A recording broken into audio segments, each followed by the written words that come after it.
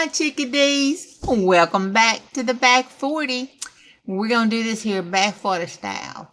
This is our week 15 of the Margarete Miller Weekly Collage Challenge. And by golly, by George, we are all caught up. Put it to bed. It's done. We are back on schedule.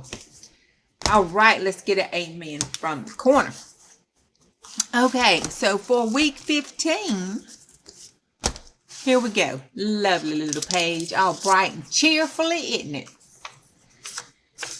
All right, week 15 is a repeating pattern found in nature. Can you guess which one that is? A ledger paper, a part of a product manual or instruction guides, a thread or a piece of fabric, a quote, and something stenciled.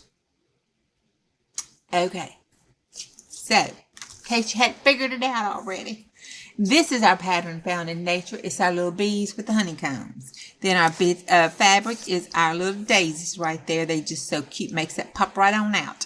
Then we have our ledger paper in the background. This is our instructional information, even though it is in a different language. It is, hold on to your britches.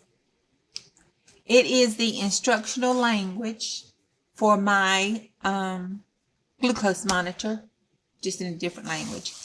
And, you know, down here I put the name and the quote.